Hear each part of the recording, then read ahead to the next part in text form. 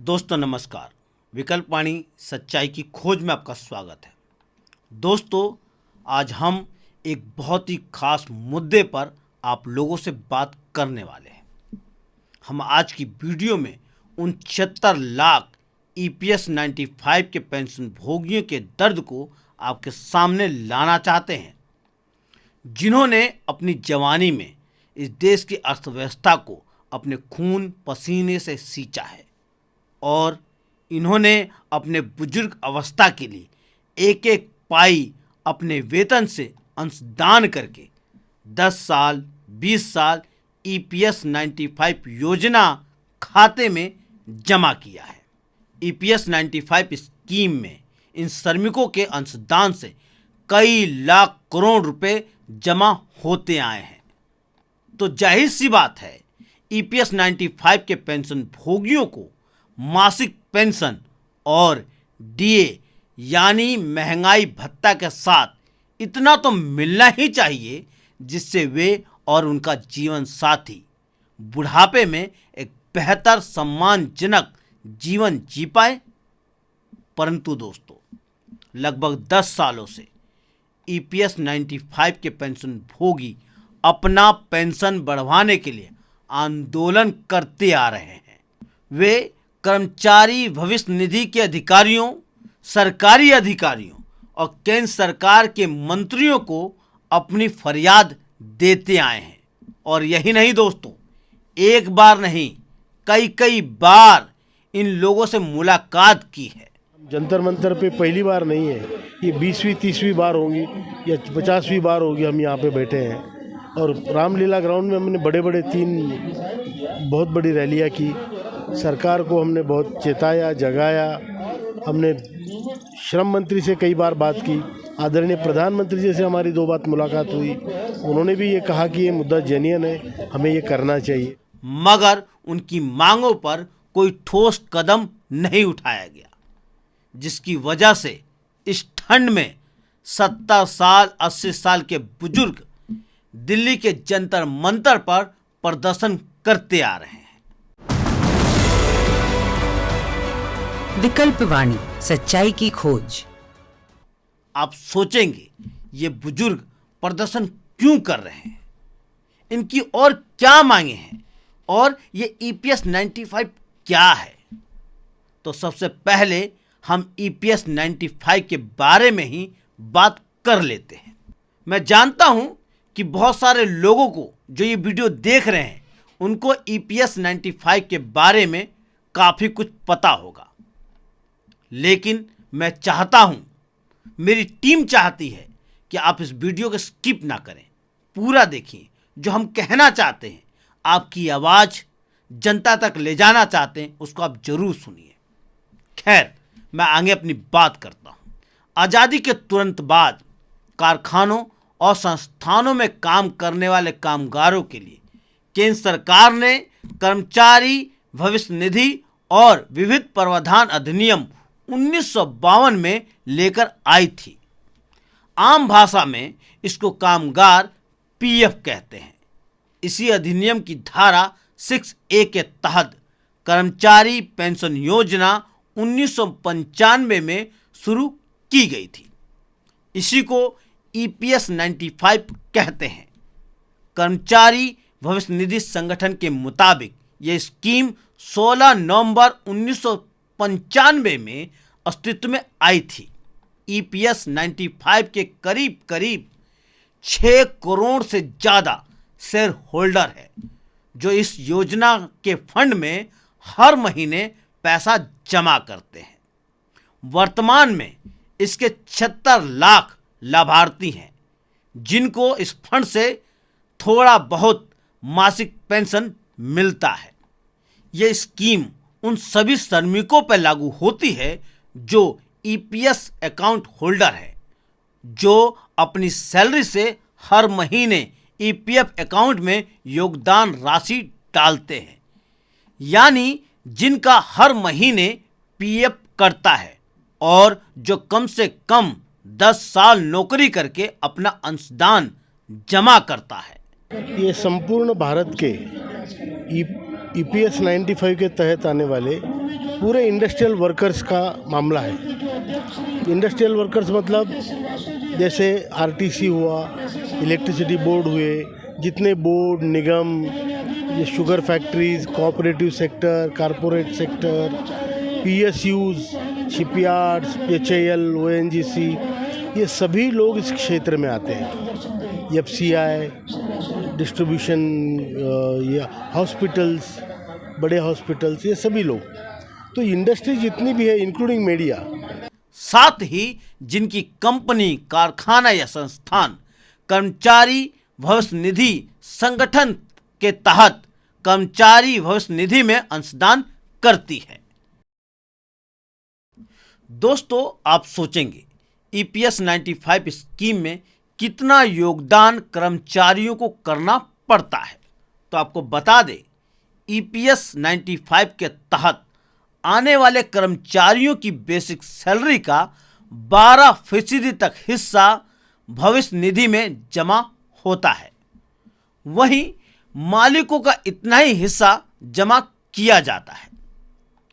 मालिकों द्वारा जमा की गई राशि में से वेतन का 8.33% धन कर्मचारी पेंशन योजना में जमा होता है।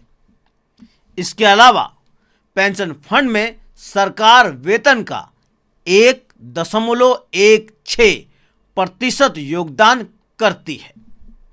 कर्मचारी पेंशन योजना 95 के तहत श्रमिक का पेंशन 58 साल की उम्र में रिटायरमेंट होने के बाद शुरू होती है। इस योजना में विधवा पेंशन या विधुर पेंशन, बाल पेंशन और अनाथ पेंशन भी शामिल है। मेरी इन बातों से आप सोचेंगे यह स्कीम बहुत ही आकर्षित योजना है और श्रमिकों को अच्छा खासा पेंशन मिलता होगा। मगर दोस्तों, आपने वो कहावत सुनी होगी, हर चमकने वाली चीज सोना नहीं होती है। वैसे ही हर सजी धजी स्कीम लाभकारी हो ये जरूरी नहीं है। मैं ऐसा क्यों बोल रहा हूं, आपको आगे बताता हूं। केंद्र सरकार ने 1 सितंबर 2014 में ईपीएस 95 योजना में नया संशोधन करके 1000 मिनिमम पेंशन की सुविधा कर दी। यहां तक मामला ठीक है। पेंशन योग वेतन की लिमिट 15,000 रुपये कर दी। यही मामला आकर फंस जाता है, क्योंकि 15,000 लिमिट करने से ईपीएस के तहत अधिकतम अंशदान भी 1250 रुपये मासिक पर सीमित हो जाता है। 15,000 से ज़्यादा वेतन पाने वाले श्रमिकों को ज़्यादा अंशदान करने से रोक दिया गया। बेशक श्रमिक अपने 50,000 वेतन के अनुसार अपना अंशदान करना चाहता हो और उसके अनुसार पेंशन की सुविधा पाना चाहता हो, जबकि 1 सितंबर 2014 के संशोधन से पहले इस स्कीम में वेतन की लिमिट 6,500 रुपये थी, परंतु उस दौर में 6,500 की लिमिट के ऊपर भी श्रमिक अंशदान कर सकते थे। 1996 में कर्मचारियों की मांग के दबाव में सरकार को अधिक वेतन पाने वालों को इस योजना में अधिक अंशदान करने की अनुमति देनी पड़ी थी, परंतु 2004 में सरकार ने उस पर रोक लगा दी। पेंशन धारक लगातार 6,500 लिमिट को खत्म करने की मांग करते आ रहे थे।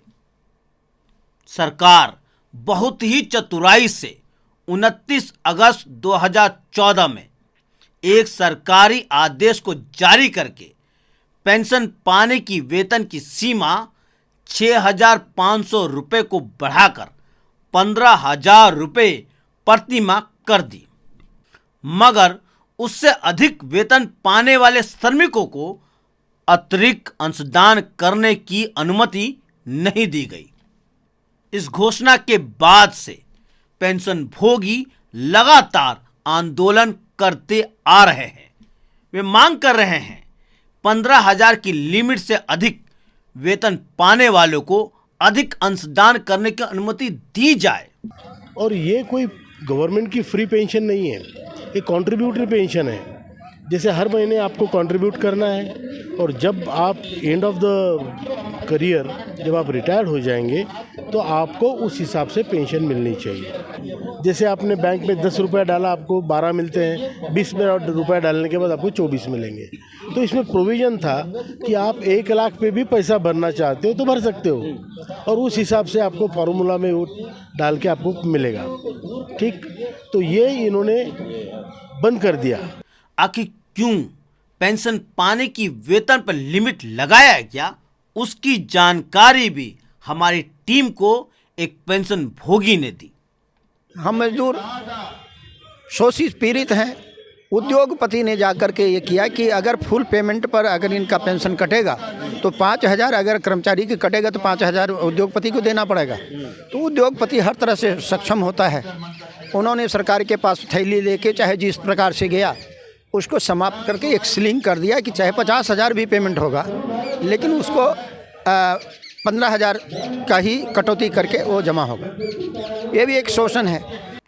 दोस्तों, एक बात तो स्पष्ट है, हमारी सरकार मजदूरों के अधिकारों के लिए काम नहीं करती है, सिर्फ बड़े कॉर्पोरेटों के हितों में काम करती है और उन्हीं के हितों में कानून बनाती है, जैसा इस पेंशन भोगी ने बताया।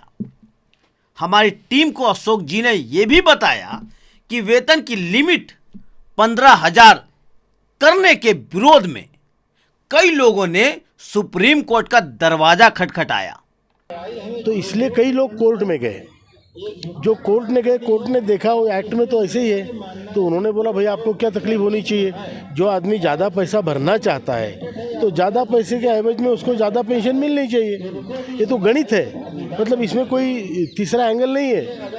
जो पैसा देगा उसको पैसा मिलेगा। सुप्रीम कोर्ट ने 4 नवंबर 2022 को एक फैसला भी सुनाया जिसमें कहा गया कर्मचारी पेंशन योजना संशोधन बरकरार रहेगा, मगर कामगारों को अपने अधिक वेतन पर ज्यादा अंशदान करके अधिक पेंशन का लाभ लेने का मौका देना चाहिए। हालांकि कुछ मजदूरों को जो इस कैटेगरी में आते हैं उसको सुप्रीम कोर्ट के हस्तक्षेप से कुछ राहत मिल सकती है, परंतु अधिकांश EPS 95 के अंतर्गत आने वाले मजदूरों पर यह लागू नहीं होने वाला है। ब्यूरोक्रेटिक लोगों ने उसमें बहुत सारे प्रॉब्लम्स तैयार किए, बना बनाया प्रॉब्लम है इनका। और फिर उन्होंने कहा कि अरे हमने तो दिए नहीं ये पैसे, अभी लोग पैसे भरेंगे तो जो पुराने लोग हैं उनको एरियर ज़्यादा मिलेगा और पैसा कम भरना पड़ेगा। तो उन्होंने अपनी तरफ से एक नियम बना दिया कि 1 सितंबर 2014 के बाद वालों को हम सुप्रीम कोर्ट का निर्णय के अनुसार देंगे, पहले वालों को नहीं देंगे। सुप्रीम कोर्ट के हस्तक्षेप के बाद कर्मचारी भविष्य निधि संगठन ने हायर पेंशन का विकल्प चुनने के लिए सैलरी का डिटेल ऑनलाइन अपलोड करने के लिए 11 जुलाई 2023 का समय दिया था, जिसमें श्रम मंत्रालय के अनुसार हायर पेंशन के लिए कम से कम 17,49,000 आवेदन प्राप्त हुए थे। इसके बाद हायर पेंशन के लिए 30 सितंबर 2023 का समय दिया गया, फिर उसे बदलकर 31 दिसंबर 2023 कर दिया गया। खैर, यह तारीख निकल गई है, मगर अब देखना यह होगा इन श्रमिकों के लिए सरकार कब तक पेंशन बढ़ाती है। दोस्तों, आप सोचेंगे पूरे हिंदुस्तान में EPS 95 के पेंशन भोगियों को औसतन कितना पेंशन मिलता है? यही सवाल हमारी टीम का अशोक जी से था। आप जानकर आपको आश्चर्य होगा, 29 लाख लोग ऐसे हैं, 39 लाख लोग ऐसे हैं जिनको 1,000 या उससे कम पेंशन है। और कुछ लोग हैं अभी नए नए रिटायर हुए, उनको 3,500 वगैरह है। एवरेज पेंशन 1171 है। क्या कोई व्यक्ति आज के समय में इस पेंशन 1171 रुपये में किसी भी शहर या किसी भी ग्रामीण इलाके में जीवन निर्वाह कर सकता है? नहीं, बिल्कुल नहीं दोस्तों। आज महंगाई आसमान छू रही है। जब रसोई गैस 903 रुपये का मिल रहा है, और दोस्तों मैं आपको एक उदाहरण देता हूं, आधा लीटर दूध का जो दाम है वह 33 रुपये है। अगर उसको पूरे महीने में जोड़ा जाएगा तो 990 रुपये बनता है। ये दोनों ही खर्च पेंशन से अधिक हो जाता है। इसके अलावा सब्जियां, आटा, चावल, चीनी, चाय पत्ती, दाल, कपड़े, बीमारी के लिए दवाइयां कहां से खरीदेगा? हम दुनिया में चौथी सबसे बड़ी अर्थव्यवस्था बन गए हैं। ऐसा दावा कौन कर रहा है? हमारे हुक्मरान कर रहे हैं। फिर हमारा गरीबी रेखा का पैमाना भी अंतर्राष्ट्रीय होना चाहिए। हम अंतर्राष्ट्रीय तौर पर देखें तो गरीबी रेखा $2 15 सेंट प्रतिदिन मानी जाती है, यानी हिंदुस्तानी रुपए में 170 रुपये प्रतिदिन, यानी 5000 रुपये प्रति माह बनता है। इसका क्या मतलब है? अधिकांश EPS 95 के पेंशन भोगी अंतर्राष्ट्रीय तौर पर गरीबी रेखा के नीचे हैं। इसके अलावा EPS 95 योजना में एक बहुत बड़ी कमी है। इसमें महंगाई भत्ता शामिल नहीं है। हम सबका अनुभव है दोस्तों, महंगाई प्रतिदिन बढ़ती जाती है। उस हालात में 5 साल या 10 साल बाद पेंशन से खरीदने की क्षमता पेंशन भोगियों की कम होती जाएगी। पेंशन भोगियों का कहना है 20 साल 40 साल नौकरी के दौरान EPF में अंशदान के तौर पर लाखों रुपए जमा करने के बाद हमें इतना कम पेंशन क्यों मिल रहा है? इस महंगाई में अपने जीवन साथी के साथ जीवन बिताना बहुत मुश्किल हो गया है। बुजुर्ग अवस्था में अलग अलग बीमारियां घेर लेती हैं। इसीलिए सरकार को मेडिकल की सुविधा देनी चाहिए। मगर हमारे देश के नेता और उनके परिजन जनता के पैसों से अपना इलाज कराने विदेश जा सकते हैं, लेकिन जिन कामगारों ने इस देश की अर्थव्यवस्था को विकासशील बनाने में अपना श्रम लगाया है, अपना खून पसीना लगाया है, उनके लिए मेडिकल की सुविधा नहीं है। क्यों भाई? इस विषय पे हम सभी को सोचना चाहिए। जबकि होना तो ये चाहिए हर एक कामगार को निःशुल्क या बहुत ही सस्ता हेल्थ की सुविधा हिंदुस्तानी राज और उसकी सरकार को देनी चाहिए। आप सोचेंगे शायद कर्मचारी भविष्य निधि संगठन यानी केंद्र सरकार के पास पैसा नहीं होगा, लेकिन सच नहीं है कि आज की तारीख में EPFO के पास EPS 95 के पेंशन फंड में, पेंशन फंड की बात कर रहा हूँ मैं, PF फंड की बात नहीं कर रहा हूँ, पेंशन फंड में तकरीबन 9 लाख करोड़ रुपए हैं। उसके बाद जो 7.5 करोड़ लोग कंट्रीब्यूशन करते हैं हर माह 1250 रुपये, उसका तकरीबन 1 लाख करोड़ हर साल इनको मिलता है। उसके बाद ये 9 लाख करोड़, आने वाला 1 लाख करोड़, इसका जो इन्वेस्टमेंट होता है उस पर जो ब्याज है वो तकरीबन 1 लाख करोड़ है। ठीक, अभी ये 1 लाख करोड़ ब्याज ही ब्याज है, और हमारी जो मांगे हैं ये ब्याज के एक पोर्शन से पूरी हो सकती है। EPS स्कीम में जमा पैसा भी इन्हीं कामगारों का है, उसके बावजूद इन्हें पेंशन बढ़ाकर नहीं देना नाइंसाफी नहीं है? बिल्कुल है। एक बात तो तय है, ये राज कितना क्रूर है। अपने देश के कामगारों को उनके जायज अधिकार का पेंशन नहीं देता है, या यूं कहें देना ही नहीं चाहता है, जबकि उसके पास इन्हीं कामगारों का कई लाख करोड़ रुपए जमा है। दोस्तों, इन कामगार पेंशन भोगियों की मांग मासिक पेंशन कम से कम 7,500 रुपये, वो भी महंगाई भत्ता के साथ जोड़कर और मेडिकल सुविधा की मांग बिल्कुल जायज लगती है। इन मांगों पर और सरकार के इस नाइंसाफी पर आप क्या सोचते हैं, आप क्या कहना चाहते हैं, कमेंट कीजिए और देखते रहिए विकल्प वाणी, सच्चाई की खोज।